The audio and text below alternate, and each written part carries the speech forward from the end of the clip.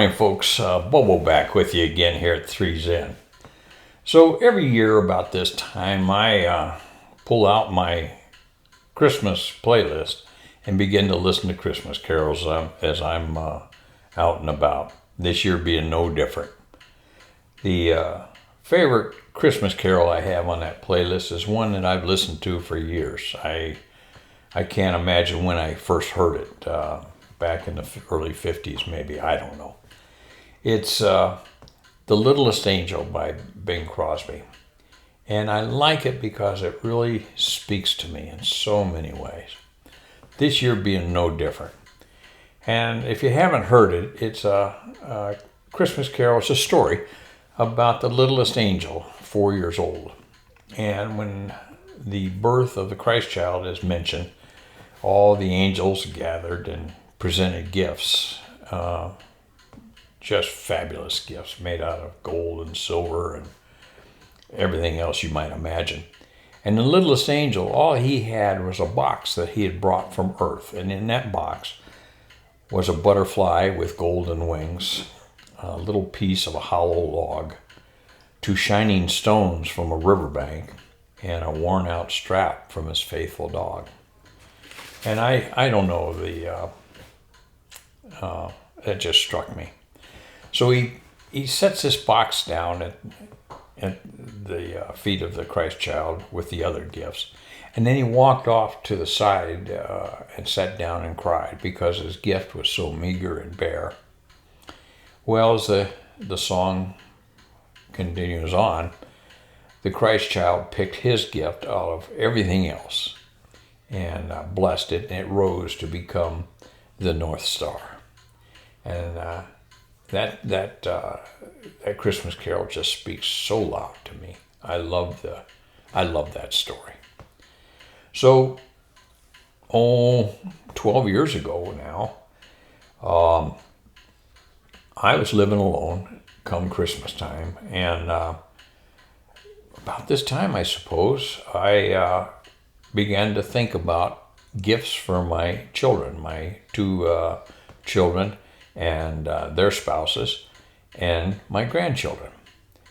And I thought to myself, what is it I could give them? And I was listening to this song, and the idea of this little box came to mind. And I thought, that's it. So I went out in the shop, and I picked a piece of wood fitting for each one as I thought about them. I had oak for my son, cherry for my daughter, and similar woods for my son and daughter-in-laws. And then at the time I had 5 grandchildren, or 4 grandchildren, 2 granddaughters that were my daughters, and then 2 step-grandchildren. So I started building boxes for each one of them, and I thought about the specific wood that represented their personalities. And I made those boxes. And then what I did is I got them made before Christmas, and that's before you could package something up like this, put it in a package, take it over to the post office and mail it to them without going through half your 401k. So I was able to get it to them in time. But not only that, what I wanted to do was to give them a hint at the significance of the gift without coming out and telling them. So I took their boxes and lined them up on my kitchen table and wrote one of the lines of the song on it. And I said, once you figure out the order these boxes go in, you'll get a line from the song you'll understand. And then the last thing I thought about doing was taking something of mine, something I've held on to, some icon, this, that, and the other, and put it in each one of their boxes, a treasure of mine that I wanted them to have. And so that was kind of what I did that year. And that was a lot of fun. I enjoyed doing that. And then I began to think, now wait a minute, you didn't make one for yourself. Didn't make one. That was so typical. I'm happy to make you something, but rarely would I make something for myself. So I went out in the shop and took a look at what I had laying around, and I came up with this old barnwood. And First of all, make no mistake, I love working with old barnwood. This is it here. You can see it here. And so I cut it out, and it has a lid on it. Sometimes I can get it off. Voila.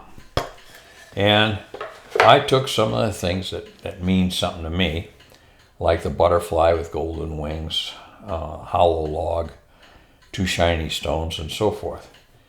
And not to overwhelm you, I put this in this little box that are treasures of mine, if you will, that I would just happily give up to the Christ child. The first thing I have, I'll show you, is my pilot wings. And when we went through pilot training, we were told to break them in half, because if we broke them in half, we broke our wings on the ground. That's upside down. We broke our wings on the ground, we'd never break them in the air. And that myth, I don't know if it's true or not, but it held true to me. So I have those in there.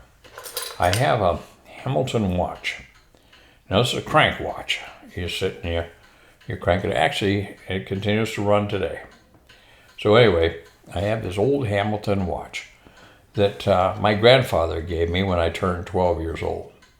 And I always thought I wanted to take and buy each one of my grandchildren a watch when they turned 12 years old to keep that tradition going. But I was told that kids don't really wear watches anymore. They don't care for them much anymore, and so forth. That was my grandfather's gift to me that meant something to him. And oh well, we'll just let that go with that. So I have his watch that he gave me. I have a key that that was given to me in early recovery from, there we go. You can see, and that hung by my door for years, and now it's in this box.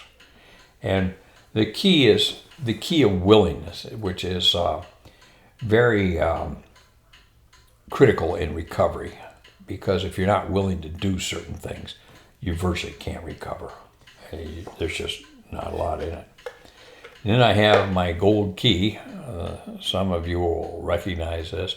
This is a gold key from my parachute. Now, I never had to jump out, but when I left pilot training, I took my knife and cut it off and took it with me anyway. I asked the guys in personal equipment if I could do it. I just didn't steal it. Anyway, that's the gold key off the parachute I wore when I was going through pilot training.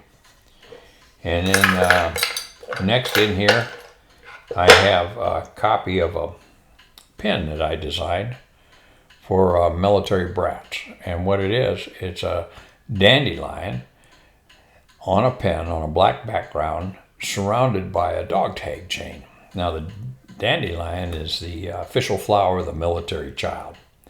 And you see the seeds beginning to spread out from the flower, if you will, because that's the way military brats are. We just kind of spread out and go all over the world, as you've probably seen.